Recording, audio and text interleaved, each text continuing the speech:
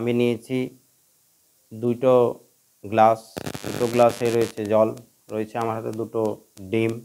এই দুটো ডিমকে আমি দুটো জলের গ্লাসে দিয়ে দিব, দেখা যাক কি হয়।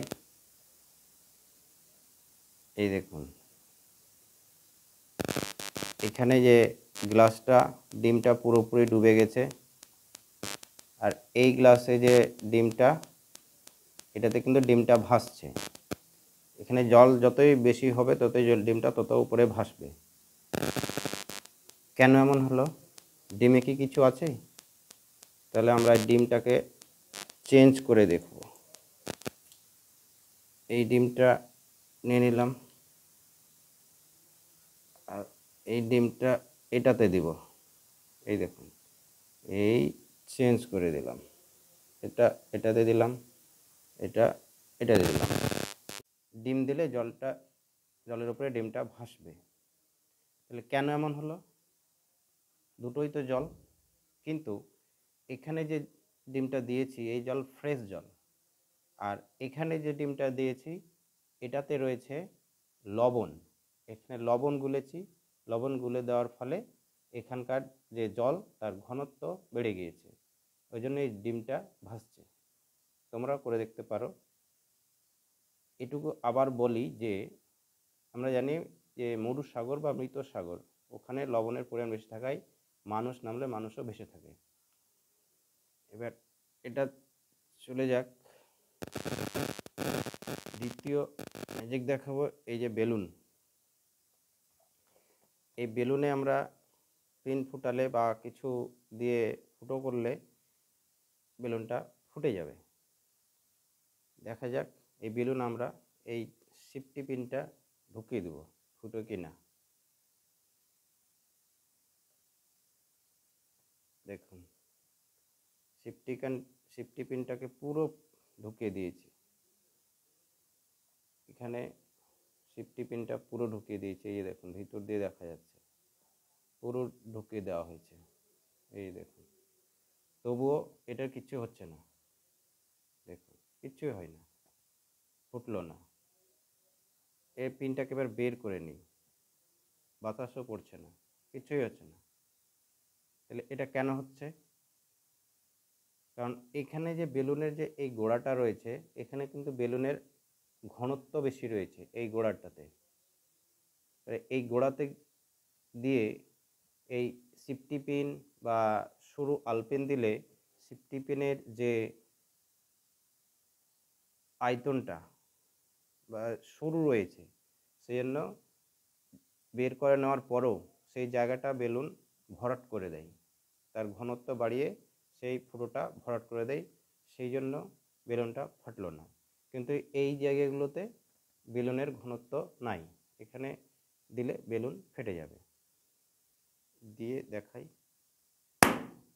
ফুটে গেল। আর একটা দেখাই, এই যে আমার হাতে 3 টুকরো রয়েছে, কিন্তু নিচের দিক জোড়া রয়েছে। এ হাতে আর এ হাতে রয়েছে। দুইটোকে দুই দিকে টানলে কি হবে? অবশ্যই নিচেরটা মধ্যেরটা ছিঁড়ে নিচে পড়ে যাবে, আর দুই দিকটা আমার দুই হাতে থাকবে। দেখা যাক কি হয়। দেখুন, একটা ছিঁড়লো আর এক হাতে দুটো লেগে আছে। আস্তে আস্তে করলাম, আরও একটা নিই। এবার দুটোকে জোরে ছিঁড়ব। এই দেখুন, এ হাতে দুটো থেকে গেল, এ হাতে একটা। এটা একটু ছিল, এটা অনেকটাই রয়েছে, এটা বেশি রয়েছে। এটা ছিঁড়ে দেখি হয়। এই দেখুন, কোনো মতেই 3 টুকরো করতে পারবো না আমরা, সবসময় 2 টুকরো হবে। এক হাতে ডবল থাকবে, এক হাতে সিঙ্গেল থাকবে। কেন এমনটা হয়? কারণ বিজ্ঞান বলছে যে আমরা আমাদের যে হাত, দুটো হাত একসঙ্গে কাজ করে না। আমরা যখন ছিঁড়তে গেলাম তখন এক হাত কাজ করেছে আর এক হাত কাজ করেনি, ফলে একদিক ছিঁড়েছে আর একদিক ছিঁড়েনি। আরও একটা দেখাই। দেখুন, এরকম কোনো একটা লাঠি নেবেন বা কিছু একটা নেবেন, 2 আঙ্গুলের উপরে করবেন, আঙ্গুলটাকে 2 আঙ্গুলের কাছাকাছি নিয়ে আসেন। দেখুন আমার একটা আঙ্গুল যাচ্ছে একদিকের, এবার এই দিকের আঙ্গুলটা যাচ্ছে, দুটো আঙ্গুল কিন্তু একসঙ্গে যাচ্ছে না, এই দেখুন কোনো মতেই যাচ্ছে না। আবার দেখাই, এই যে এই আঙ্গুল গেল, এই দিকেরটা গেল, এই দিকেরটা গেল, এই দিকেরটা গেল, কিন্তু দুটো একসঙ্গে যাচ্ছে না। আপনারাও করে দেখতে পারেন, অন্য কোনো বস্তু দিয়েও করতে পারেন। এখানে স্কেল রয়েছে, কলম দিয়ে করলেও হবে, কিন্তু কলমটা ছোট। এই দেখুন এক আঙ্গুল যাবে। এটা কেন হয়?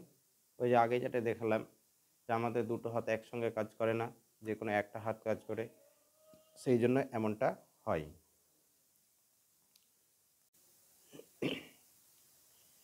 আমার সামনে একটা প্লাস্টিকের বোতলে মোমবাতি জ্বলছে, আমি এটাকে জল দিয়ে নিভিয়ে দেব।